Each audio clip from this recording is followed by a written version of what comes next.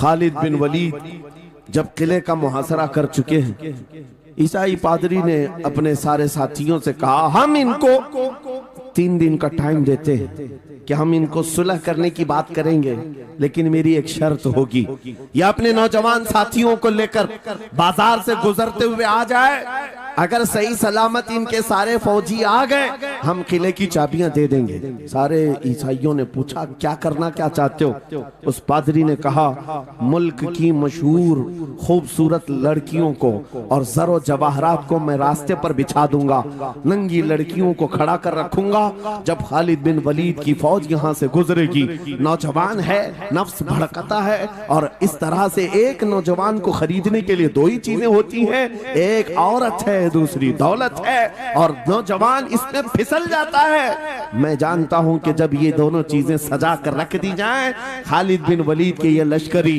टूट पड़ेंगे औरतों पर और दौलत पर, हम आसानी से इन पर काबिज हो जाएंगे। सबने वाह वाह किया, तालियां बजाई, और पादरी आकर खालिद बिन वलीद से कहता है, हम आपसे लड़ना नहीं चाहते, हम आपसे मुकाबला नहीं करना चाहते, आप 3 दिन के बाद अपने लश्करियों को लेकर इस बाजार से गुजरते हुए आ जाइए, सही सलामत अगर आप पहुंच गए तो किले की चाबियां आपके हवाले कर दूंगा। तवज्जो, खालिद बिन वलीद ने कहा, मंजूर है, ये शर्त मैं इत्तेफाक करता हूं। वापस आया, अपने साथियों से कहा, जंग नहीं करनी है, लेकिन एक ही शर्त उन्होंने रखा है, 3 दिन के बाद इस बाजार से गुजर कर हमें जाना है, लेकिन कोई ना कोई हरबा तो होगा, कोई ना कोई साजिश तो होगी, हर चीज के लिए तैयार रहना। खालिद बिन वलीद अपने उन नौजवान लश्करियों से कह रहे थे, ऐ नौजवानों, तवज्जो से सुनना इस बात को, आज भी दुनिया ये सारे हरबों पर अमल कर रही है हमारे साथ, हमारे नौजवानों के साथ। खालिद बिन वलीद के 3 दिन गुजर गए, ईसाइयों ने अपनी तैयारियां खूब कर ली, बाजार में ओरियां लिबास में, आधे लिबास में नंगी लड़कियों को खड़ा किया, सरो जवाहरात दौलत के अंबार बिछा दिए।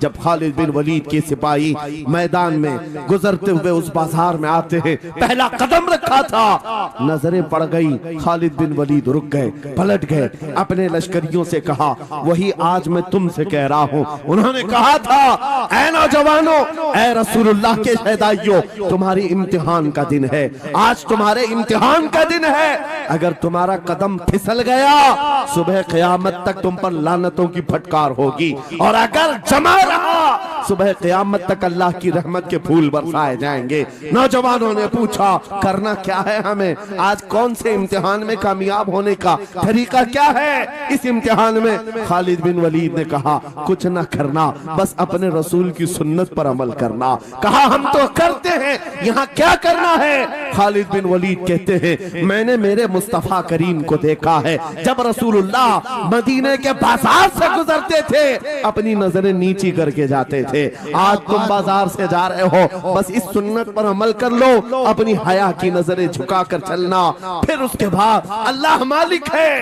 खालिद बिन वलीद के जोश और बलबले से भरी हुई ये तकरीर ऐसी असर कर गई, वो नौजवान 1-2 नहीं थे, सैकड़ों की तादाद में थे, सर झुकाए बाजार से ऐसे चल रहे हैं। तारीख निगार कहते हैं वो इस तरह से चल रहे थे कि उनके सरों पर अंडा भी रख दिया जाता तो नहीं गिरता, न इधर हिलाए न उधर हिलाए, न इधर देखे न उधर देखे, और बराबर अपनी नजरें जमीन पर झुकाए हुए तेजी से चलते हुए उस किले के फाटक तक पहुंच गए। वहां वो पादरी साहब इंतजार में थे, भटक गए होंगे, औरतों से लिपट गए होंगे, दौलत जमा कर रहे होंगे, मगर ये दीवाने ठुकराते हुए हर दौलत और उरियानियत को उस किले के फाटक तक पहुंच गए। पादरी सामने आया, किले की चाबियां वादे के मुताबिक खालिद बिन वलीद की गोद में डाल दिया और कहा, एक बात बताओ ऐ खालिद, एक बात तो बताओ, ये जो तुमने जमात, ये जो तुमने लश्कर जमा किया है सिपाहियों का, ये इंसान है या फरिश्ते हैं? इनके दिल है या नहीं? इनकी ख्वाहिशात है या नहीं? इनके जिस्मों में नफ्स है या नहीं? हमने मुल्क की सबसे खूबसूरत तरीन औरतों को खड़ा कर दिया था, दौलत को बिछा दिया था, इनमें से एक भी उसकी तरफ तवज्जो नहीं किया।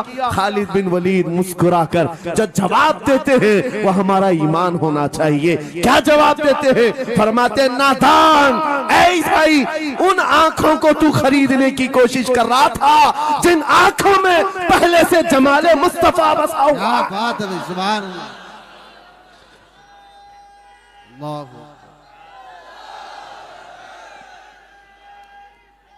या रसूल।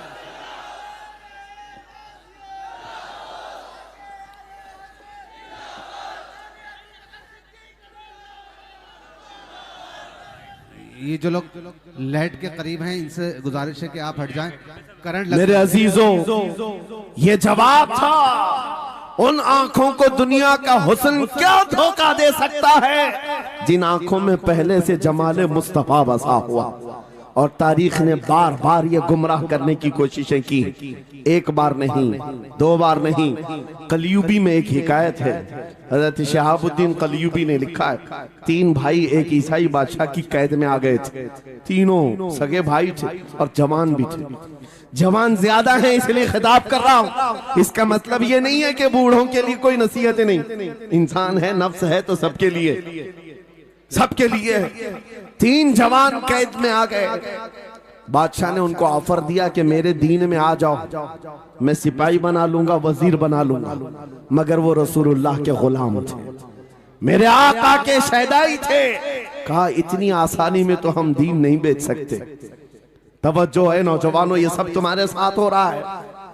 दौलत तुम्हें दिखाकर, हुस्न तुम्हें दिखाकर अगर दुनिया खरीद सकती है तो लानत है ऐसे तुम्हारी जिंदगी पर। तुफ है।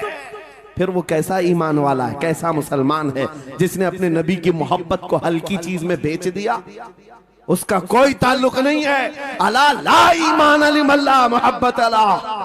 आला हजरत ने लिखा है उसका ईमान ही नहीं जिसके दिल में मेरे आका की मोहब्बत नहीं। क्या बात है। अगर मोहब्बत है तो सौदा नहीं करोगे।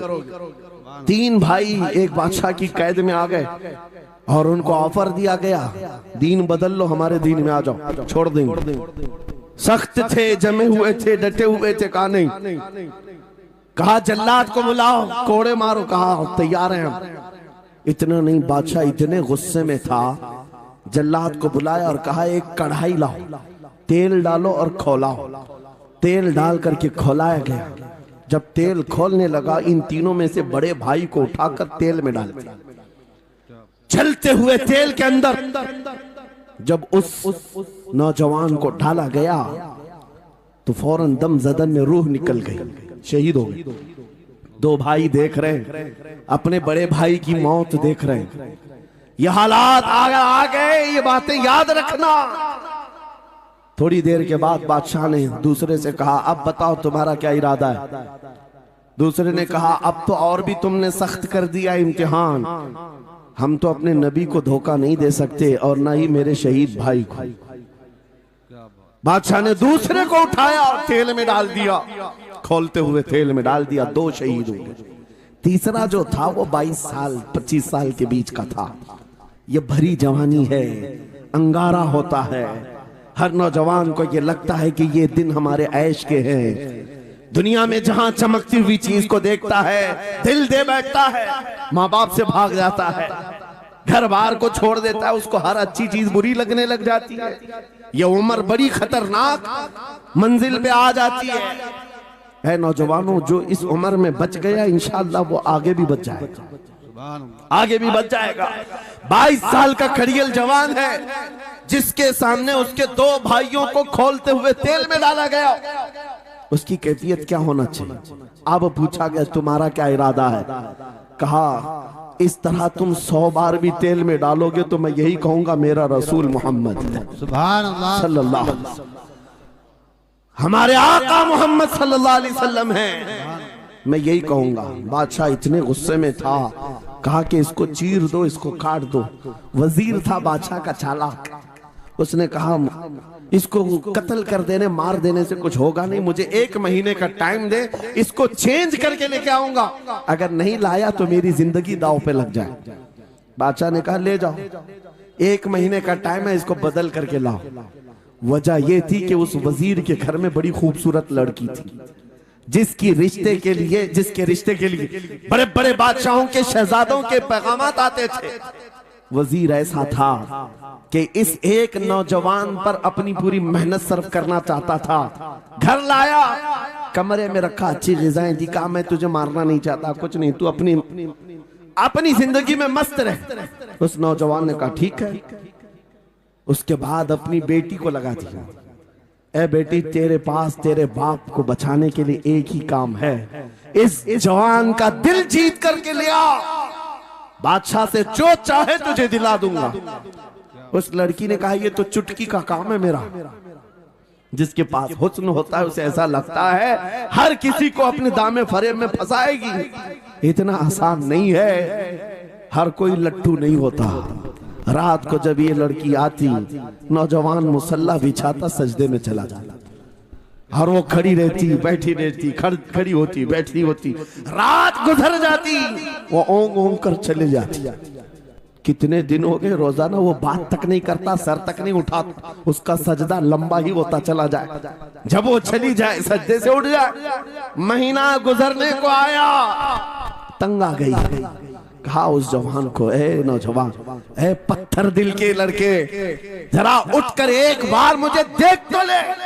मेरे हुस्न को देखने के लिए बादशाहों के शहजादे बेचैन रहते हैं, बड़े बड़ी जगहों से मेरे निकाह के पैगामात आते हैं, मगर मेरे बाप की इज्जत की सलामती के लिए मैं तेरे साथ लगी हूँ। क्या बात है, तुझे गुरूर कितना है, मुझे देखता क्यों नहीं? नौजवान ने सर उठाए बगैर कहा, बस तू अपने मकसद में कामयाब नहीं हो सकती, वापस चली जा, इसलिए कि इन आंखों में एक ही हुस्न बस रहा है, वो आमिना के लाल का हुस्न है। क्या बात है, नारे तकबीर। बस वो एक हुस्न बसा हुआ है बहुत और उस हुस्न को धोखा नहीं दिया जा सकता। सुभान अल्लाह। वो खातून के दिल में, उस लड़की के दिल में ऐसी हैबत तारी हो गई, ऐसी हैबत तारी हो गई, कपकपाने लग गई और खड़ी होकर कहने लगी, मैं दिल से गवाही देती हूँ कि तू भी सच्चा है, तेरा दीन भी सच्चा। सुभान अल्लाह, सुभान अल्लाह। उठ जा, मुझे आजाद कर इस तमाम वाहियात जिंदगी से, मैं तेरे साथ आने को तैयार हूँ, तेरे दीन में भी और तेरे निकाह में भी। नौजवान खड़ा हुआ, कहा कि ये ईमान लाई हुई। उस खातून ने कहा, मैं तेरी बेड़ियां खोलती हूँ, मैं यहाँ से जाने का रास्ता फराहम करती हूँ। दुनिया जिसको फंसाने के चक्कर में थी, अक्सर ये देखा गया है वो खुद अपनी गर्दन मुस्तफा के कदमों में देने को तैयार। क्या बात है। शर्त इतनी है कि मोहम्मद से वफा तूने तो हम तेरे हैं, ये जहां चीज है क्या अल्लाह कलम तेरे हैं। सुभान अल्लाह। सब तुम्हारा हो सकता है, सब तुम्हारा होगा, बस जिंदाबाद, मरहबा। मेरे अजीजों, अब सुनो आगे की बात। कलियू भी फरमाते हैं, इन जवानों की हिकायत क्यों सुना रहा हूं, ये आने वाले हालात, आने वाले हालात हैं। कहते हैं रात की तन्हाई में उस खातून ने उस नौजवान की बेड़ियां खोल दी, हुजरे का दरवाजा खोल दिया और उसको लेकर के निकल गई। कहा रास्ता मैं बताती हूँ, सल्तनत की सरहदें मैं उबूर कराती हूँ, फिर तेरी मर्जी, अगर मुझे साथ रखना है तो ले चल अपने दयार में, या फिर छोड़ना है तो छोड़ दे। उस नौजवान ने कहा कि ठीक है साथ चलो। रात के वक्त ये दोनों तन्हा साथ चल रहे थे। ये भागे हुए लोग नहीं है, ये ईमान पर इस्तिकामत वाले लोग, सुभान, ये हुस्न पर फिदा होने वाले लोग नहीं। रात के वक्त जब चल रहे थे, आधी रात गुजरी हुई थी, अचानक घोड़ों के दौड़ने की आवाज आई। बहुत अहम बात कर रहा हूं, घोड़ों के टाप की आवाजें आने लग गई। अब ये दोनों डर करके एक दरख्त के पीछे छुप गए। उन्हें लगा बादशाह को खबर हो गई, बादशाह ने हमें पकड़वाने के लिए पूरी फौज भेज दी है। वजीर को भी पता चल गया होगा, ये डरे सहमे हुए दरख्त के पीछे छुपे हुए थे कि अब क्या होगा इसके बाद। घोड़ों के दौड़ने की आवाज कम होती गई, कम होती गई, और इनके दरख्त के आगे आकर सारे घोड़ों की आवाज रुक गई, सब रुक गए। और ये दरख्त के बाहर सर नहीं निकाल रहे थे। बाहर आई हुई जमात ने इनका नाम लेकर पुकारा, फलां बिन फलां बाहर आ जाओ। ये नौजवान कहता है जब मैं बाहर आकर देखा, ये बादशाह की फौज नहीं थी, इसके दोनों शहीद भाई पूरी जमात के साथ घोड़ों पर सवार हैं। सुभान अल्लाह। जिनको बादशाह ने खोलते हुए तेल में डाला था, वो घोड़ों पर सवार आ रहे हैं। नौजवान देख करके हक्का बक्का रह गया। पूछा भाईजान आप कैसे आए, आप कैसे आए? उन दोनों भाइयों ने कहा, ऐ हमारे नन्हे भाई, क्या तुझे पता नहीं अल्लाह ने फरमाया वला तक़ूलू लिमन युक़तलु फी सबीलिल्लाहि अमवात बल अहयाउ वलाकिन ला तशऊरून। जो अल्लाह की राह में मारे जाएं उन्हें मुर्दा मत कहो, वो जिंदा है, तुम्हें उसका शऊर नहीं। ये सिर्फ तू हमें देख रहा है, पहचान रहा है। तुझे पता है ये जो जमात हमारे साथ आई है आम लोगों की नहीं, ये बदर खंदक के सहाबा की जमात है। सुभान अल्लाह, सुभान अल्लाह, बहुत अच्छा या रसूल अल्लाह, मरहबा।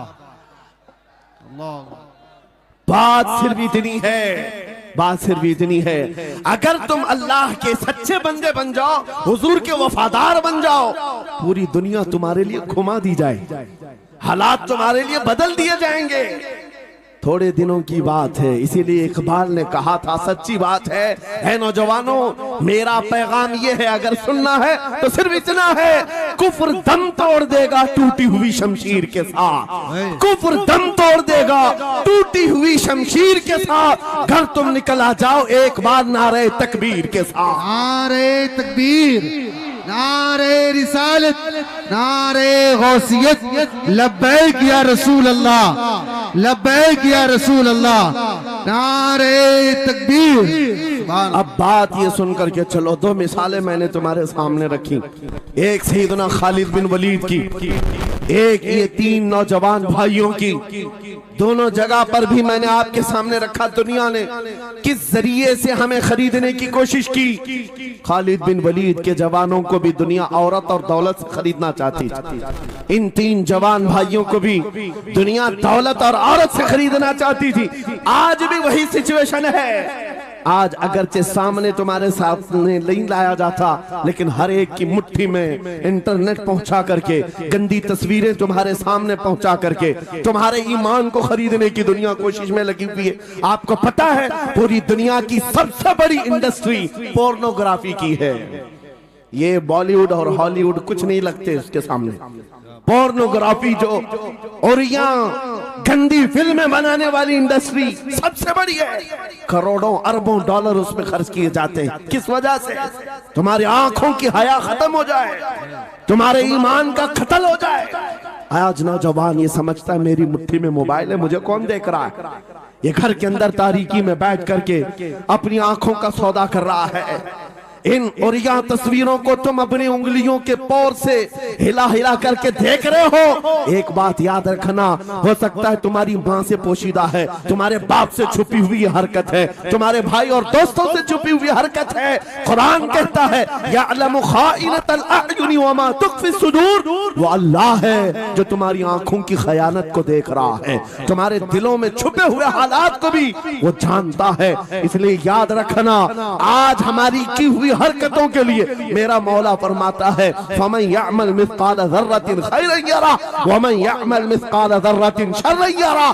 जो एक राई के दाने के बराबर भी नेकी करेगा, कयामत में ये दिन वो भी दिखाया जाएगा, और एक राई के दाने के बराबर बुराई करेगा वो भी दिखाया जाएगा। लुकमान हकीम ने अपने बेटे को ये नसीहत की थी, या बुनैया इन्नहा इन तकु मिस्काल हब्बतिन मिन खरदलिन फतकुन फी सखरतिन औ फी समावात औ फिल अर्द याति बिहा अल्लाह। लुकमान हकीम उनका नाम है जिनका जिक्र कुरान में आया है, अगरचे नबी नहीं है, लेकिन अपने बेटे को क्या नसीहत किया था, बेटा अगर तू बुराई करेगा, चाहे पहाड़ की चट्टान में अंदर जाकर या आसमानों में जाकर या जमीन में अंदर जाकर, कहते कहीं जाकर कर ले, याति बिहा अल्लाह, अल्लाह वो तेरे सामने लाएगा, अल्लाह तेरे सामने लाएगा। क़यामत के दिन बेआबरू होना हो, जलील और रुसवा होना हो, तो फिर आपकी मर्जी। इज़ा लम तस्तही फस्ना मा शि'त, जब तुम्हारी हया निकल जाए तो तुम जो चाहो कर लो, और अगर ईमान की हया बाकी है तुम्हारे हाथ पैर कांपने चाहिए, तुम्हारे हाथों में कपकपी आ जाए मैं क्या करने जा रहा हूं। ऐ नौजवानों, आज वही सिचुएशन दोबारा आई है। तुम्हारी आंखों को खरीदने के लिए करोड़ों डॉलर लगाए गए।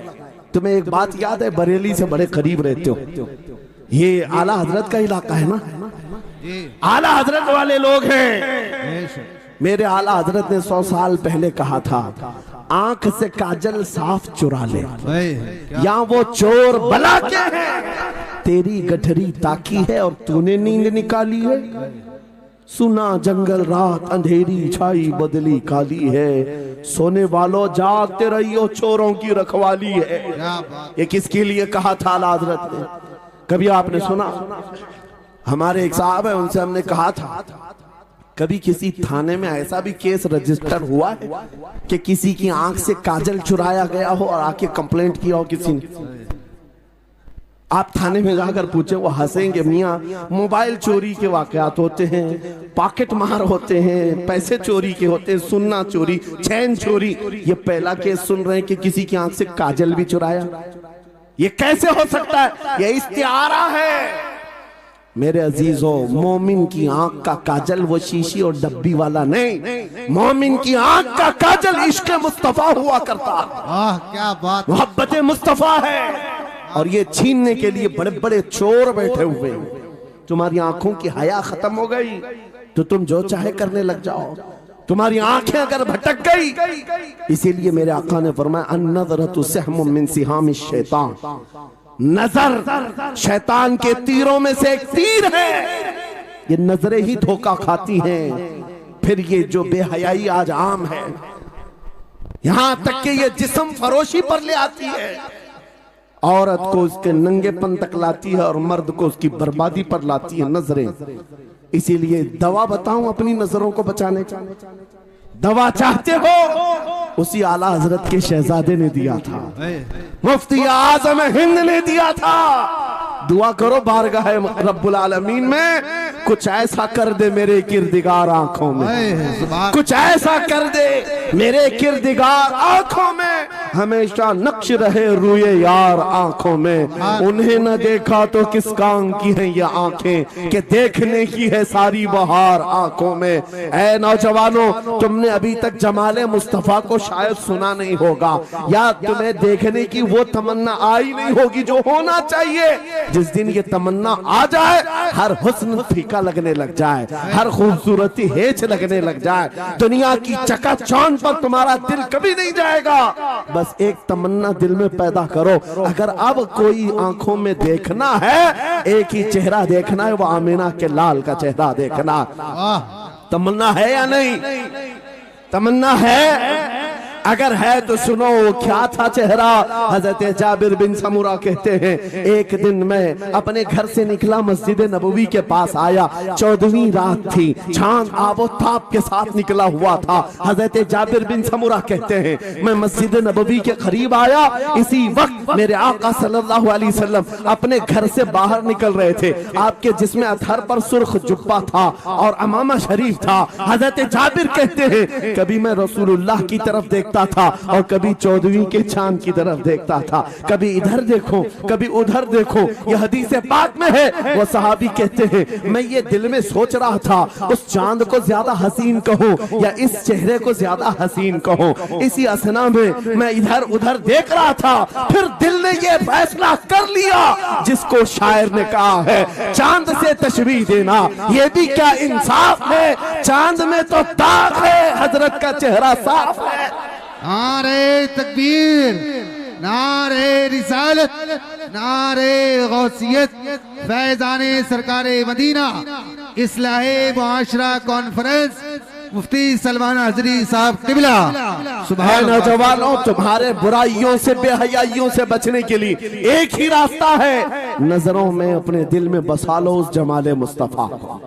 तुम्हारी रात जब हो जाए, तड़प पैदा हो जाए, अब रात के अंधेरियों में मुझे अपने मोबाइल की स्क्रीन पर ये गंदी और बेहयाइयां देख करके नहीं सोना है। इसलिए कि ये एक बात बता दूं नौजवानों, ये गुनाह इसकी लज्जत थोड़ी सी होती है, ये खुजली की तरह है, खुजाओ तो अच्छा लगता है, हाथ छोड़ दो तो फिर जलन शुरू हो जाती है। ये वैसी ही है, चंद मिनटों की लज्जत है, हमेशा का दाग धब्बा छोड़ जाती है। ये एक तरह का दाग तुम्हारे ईमान पर, तुम्हारे जिस्म पर छोड़ जाती है। इन बेहयाइयों से निकलो, अपनी आंखों को हया दो, अपने ईमान को झिला बख्शो, और तुम्हारे लिए एक ही जरिया है, बसा लो नजरों में उस जमाल मुस्तफा को। दिल के अंदर एक तमन्ना बेदार हो जाए कि मुझे देखना है मेरे मुस्तफा को। वो तमन्ना क्यों नहीं आती जो फाजिल बरेलवी इमाम अहले सुन्नत मदीने जाकर के करते हैं। जब हर कोई जाकर के क्या मांगता है, या रसूल अल्लाह हमारे घर में ये फलां चीज नहीं है,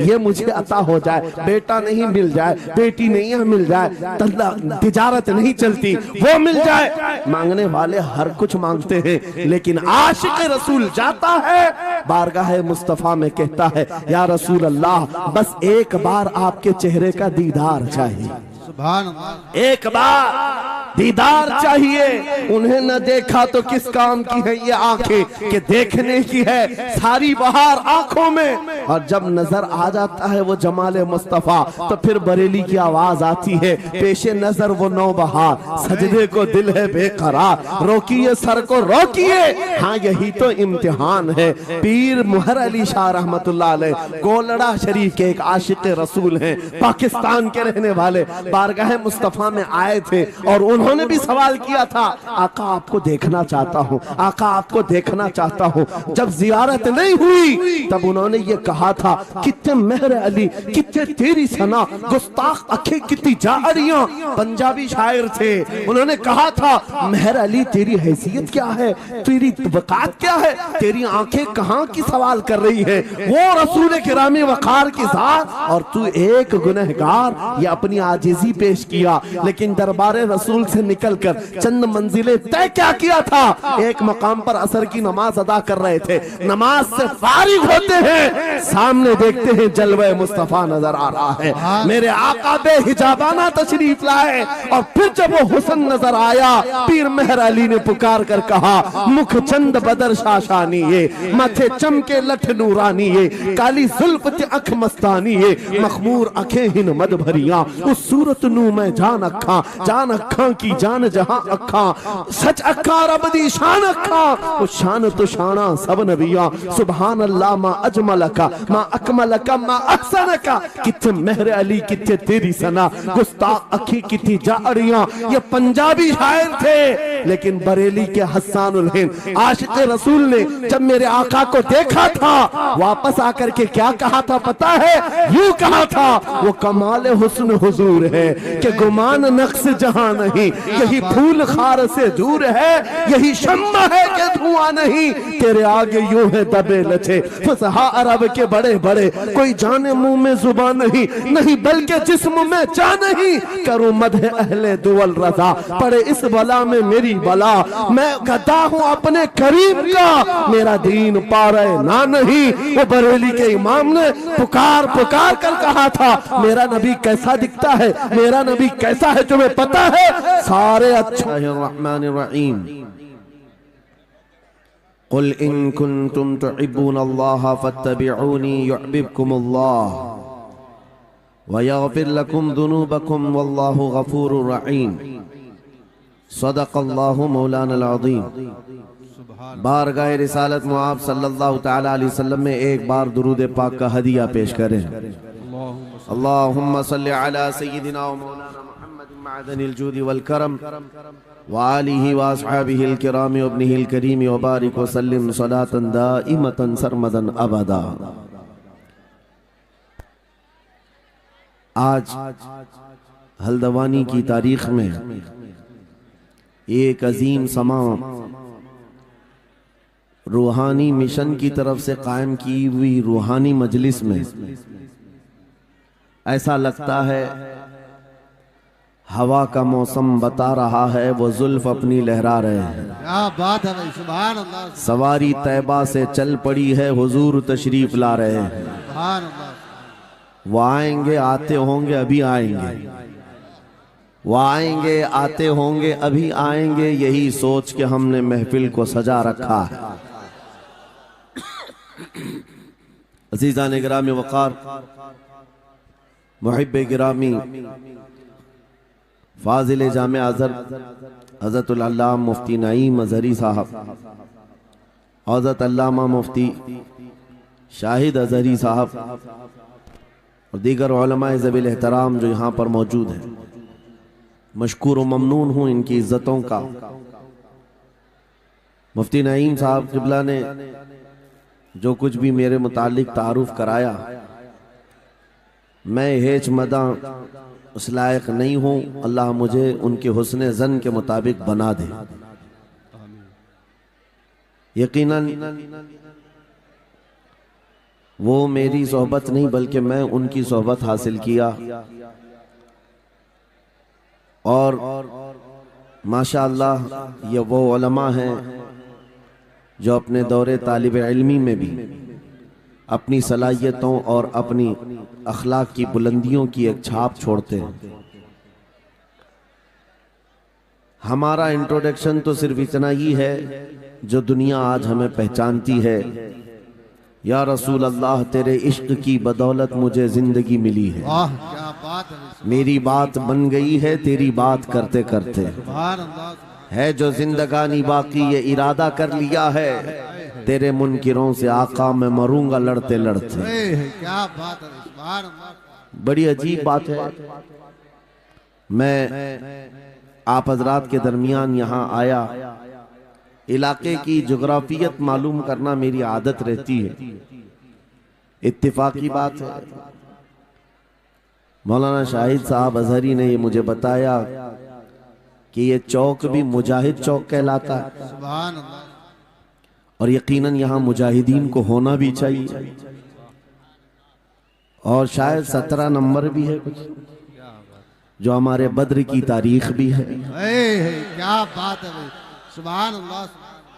जहाँ 17 नंबर बद्र की तारीख याद दिलाई जाए और नाम भी मुजाहिद हो, तो वहाँ के बंदे को बुज़दिल होना ज़ेब नहीं देता। क्या बात है भाई। नारे तकबीर, नारे रिसालत, लब्बैक या रसूल अल्लाह, लब्बैक या रसूल अल्लाह। ऐ सुन्नी नौजवानों, आपके इस जलसे पाक में आने से कबल डॉक्टर समी साहब ने मुझे ये हालात भी सुनाए और बता रहे थे कि यहाँ किस तरह की वाहियात और खुराफात भी चल रही हैं। लेकिन साथ में एक अफसोसनाक खबर ये भी मिली कि एक इतना बड़ा गंजान आबाद इलाका जिस पर जालिमों की बुरी नजर लगी हुई है और वो तुम्हारे घरों से तुम्हें बेघर करने की कोशिश में लगे हुए हैं। एक बात याद रखो, मैं आज के इस मिंबर से उन्हें पैगाम दे करके जाता हूँ, तुम क्या तुम्हारे बाप दादाओं ने भी उखाड़ने की कोशिशें की हैं। क्या बात। और सिर्फ ये एक खित्ता नहीं है, एक खित्ता नहीं है, इन कीड़ों की तो कोई हैसियत नहीं। इनका बाप इजराइल मिलकर गज्जा को कुछ नहीं कर सका।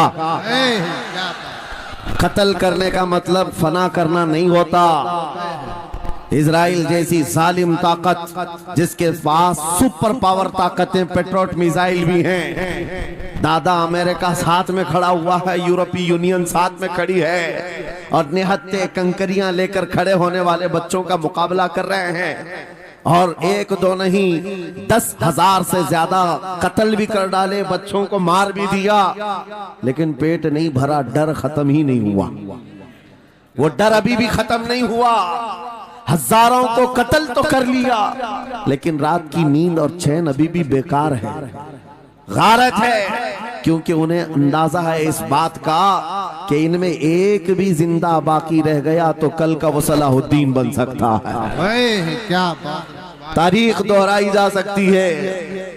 तुम्हारे इलाकों को उखाड़ फेंकने और इसको बेघर करने की एक ही साजिश होती है कि ये गुलामाने उम्मत मुहम्मदिया में रसूल पाक सल्लल्लाहु ताला अलैहि वसल्लम की इस उम्मत में कोई शेर बेदार ना हो जाए, वरना कुत्तों की नींद हराम करके रख देगा। क्या बात। मेरे अजीजों, अपनी वैल्यू समझो, अपनी हैसियत समझो। जब तुम्हारे साथ बुरी नजर लग जाए तो तुम्हारे उरूज और इर्तिका की मंजिलें शुरू हो जाती हैं। उन जालिमों को ये तारीख याद होना चाहिए कि जब मेरे ख्वाजा सरकार गरीब नवाज हिंदुस्तान तशरीफ लाए थे, उनके आने के बाद जो कुछ भी उनके साथ किया गया, उनके बाप दादाओं ने तारीख बताई होगी। गरीब नवाज को निकालने के लिए, उनकी झोपड़ी उजाड़ने के लिए, उनके खीमे को तोड़ने के लिए, यहाँ तक के सरकार गरीब नवाज जिस दरख्त के नीचे बैठे वहां से उठवा दिया, क्या क्या नहीं किया। लेकिन आज तारीख 800 साल के बाद भी सन्नाटेदार थप्पड़ मार करके बता रही है, जिसको तुम यहाँ से बेघर करने की कोशिश कर रहे थे, अल्लाह ने उसे ऐसा बादशाह बनाया। तुम्हारी हुकूमतें 5 साल के बाद डील डोल होने लगती हैं, और उस मर्द कलंदर की हुकूमत 800 साल से चल रही है, वो भी गर्दनों पर नहीं, लाखों दिलों पर हुकूमत कायम है। क्या बात है, सुभान अल्लाह। कुरान में अल्लाह फरमाता है, वो अम्मा मा यनफउन नास फयमकुतु फिल अर्द, जो लोगों को नफा देता है वो जमीन में बरकरार रहता है। कुरान की आयत पढ़ करके मैं तुम्हें हौसला देता हूँ, तुम्हें यह हौसला देता हूँ। अल्लाह ने कुरान में फरमाया, इन्ना अर्दी वासिआ, मेरी जमीन बहुत कुशादा है, मेरी जमीन बहुत कुशादा है। रब ताला फरमाता है, वलक़द कतबना फी ज़बूरी मिन बादि ज़िक्र अन्नल अर्ज़ यरिथुहा इबादियस सालिहून, हमने ज़बूर में ये लिख दिया है कि हम इस जमीन का वारिस नेक बंदों को बनाएंगे। सुभान अल्लाह। आप इस बात के खौफ में न रहे, इस बात के खौफ में न रहे। अजीजा ने गिरामी वक़ार, जो काम तुम्हें करने के लिए कहा गया है वो क्या है? वो एक ऐसा इनकलाब इस जमीन से आना चाहिए, एक ऐसा इनकलाब। आपको मैं एक बात बता दूं तारीख में, जो तुम्हारी सिचुएशन और तुम्हारी हालत के मुताबिक हो, मैं वो बात करने की कोशिश करता हूं ताकि तुम्हारे दिल पर असर हो। आप जिस इलाके में रह रहे हैं, आप यहाँ के हालात बेहतर जानते हैं। वो दिन याद करो जब नबी पाक सल्लल्लाहु तआला अलैहि वसल्लम ने ऐलान नबूवत फरमाया मक्का में, और उसके बाद कुफ्फार और मुशरिकीन का जुल्म शुरू हो गया। गरीब सहाबा को पकड़कर मारते थे। हजरत बिलाल हबशी, हजरत खुबैब इब्न अदी, हजरत खब्बाब इब्न अल-अरद, हजरत जैद बिन दसना, हजरत अम्मार बिन यासिर, ये वो सहाबा हैं जिनको सिर्फ मारा नहीं गया है, आग में तपाया गया है। सब कर लिया। मॉब लिंचिंग मक्का के जालिम करते थे बहुत। और एक दिन ऐसा आया, तवज्जो, मैं जो कहने जा रहा हूं, नबी पाक सल्लल्लाहु तआला अलैहि वसल्लम हरम पाक में दाखिल हुए, मस्जिद हरम में आए। खाने काबा की चाबी उस वक्त उस्मान बिन शैबा के पास हुआ करती थी, जो ईमान लाए हुए नहीं थे। ये हजरत उस्मान गनी नहीं है, वो दूसरे उस्मान है। उस्मान बिन शैबा के पास काबे की चाबी होती थी। हुजूर पाक सल्लल्लाहु अलैहि वसल्लम ने उनके पास आकर के कहा, उस्मान काबे की चाबी दो, दरवाजा खोल के मैं अंदर जाना चाहता हूं। उन्होंने कहा, नहीं, तुम हमारा दीन छोड़े हुए हो, हमारे दीन से तुम बरगश्ता हो, मैं तुम्हें काबे में अंदर आने नहीं दूंगा। किससे कहा? कायनात के आका मौला रसूलुल्लाह। हुजूर ने कुछ नहीं कहा। तवज्जो, मेरे आका ने फरमाया, उस्मान याद रखना, एक दिन ये चाबी मेरे पास होगी, और ये चाबी मैं जिसको चाहूंगा दूंगा, और कयामत तक उससे कोई चाबी छीन नहीं सकेगा। सुभान अल्लाह, सुभान। इतनी बड़ी बात, जबकि मक्का के हालात बहुत अलग थे। जगह जगह सहाबा को मारा जा रहा था, और छुप छुप करके इस्लाम की तबलीग की जा रही थी। उस जमाने में मेरे आका फरमाते हैं, उस्मान ये चाबी एक दिन मेरे हाथ में होगी काबे की, मैं जिसे चाहूंगा अता करूंगा, और फिर कयामत तक उससे कोई चाबी नहीं छीन सकेगा। यह हदीस पाक में मौजूद है। उस्मान बिन शैबा कहते हैं, पहले तो मुझे हंसी आई, क्योंकि ये खाने काबा की चाबी की जिम्मेदारी आम नहीं होती, खानदानी है, बरसों से चली हुई विरासत के साथ आती है। और ये इस तरह से मुझे कह रहे हैं कि चाबी इनके पास चली जाएगी।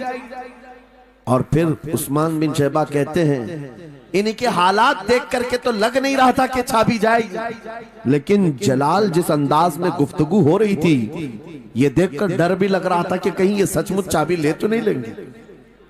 फिर उस्मान बिन शैबा कहते हैं, वो हालात भी आ गए कि जब रसूलुल्लाह हिजरत करके चले गए मक्का से, सहाबा भी घर बार छोड़कर चले गए।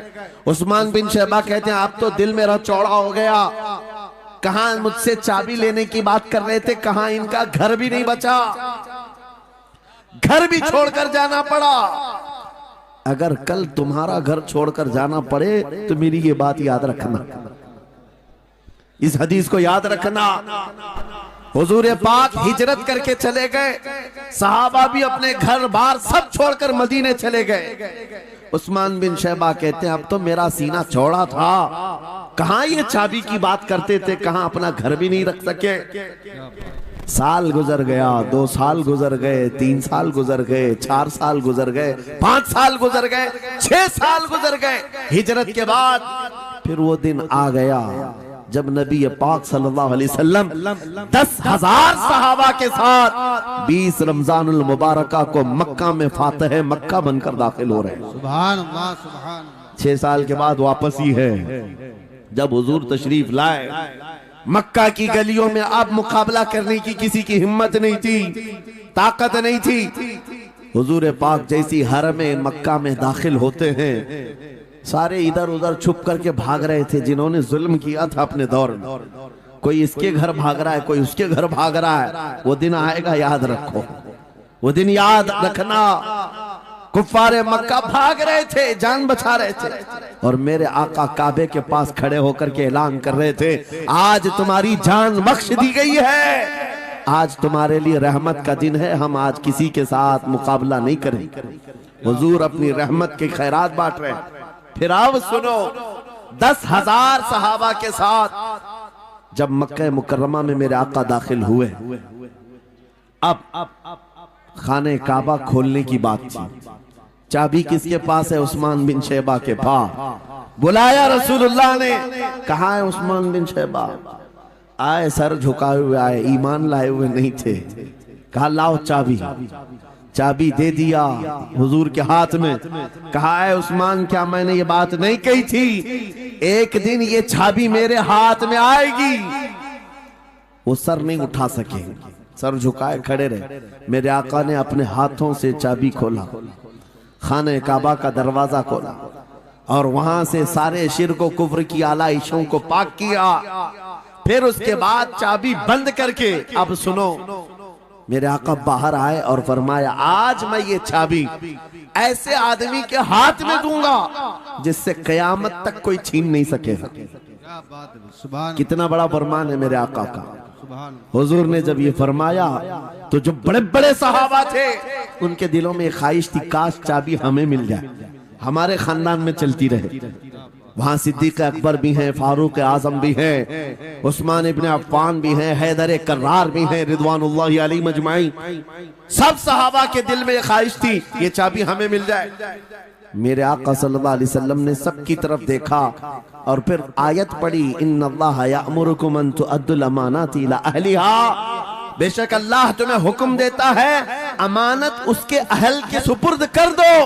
ये आयत पढ़ करके मेरे आका फिर उन्हीं शख्स को बुलाते हैं जिनके पास पहले से चाबी थी। उस्मान बिन शैबा, करीब आओ, करीब आओ। वो कहते हैं मेरी तो हालत गैर थी, आज तो मैं मुजरिम बन करके आया था, कैदी बन करके आया था, मुझे तो आज मारा जाना था, ईमान लाए हुए नहीं थे। हुजूर ने कहा ये चाबी वापस मैं तुमको ही देता हूँ और सुबह कयामत तक ये तुम्हारे खानदान में रहेगी।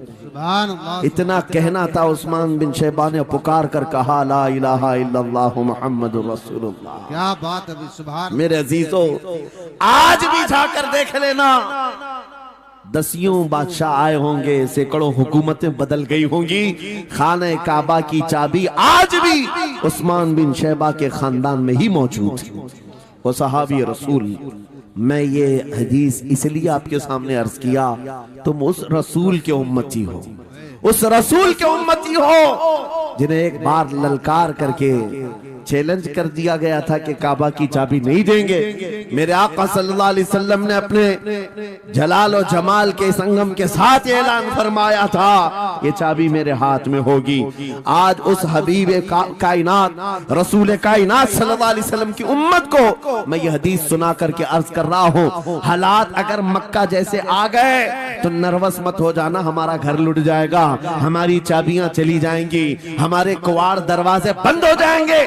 उस नबी को याद करना, आका आपका उम्मती अगर बेघर किया जा रहा है, आपकी तरफ से मदद आ जाए और आएगी, मेरा यकीन है मदीने से आवाज आएगी। आज ये जालिम कुत्ते अगर तुम्हारा दरवाजा बंद करते हैं, इंतजार करो, इंतजार करो, कुछ देर की खामोशी है, फिर शोर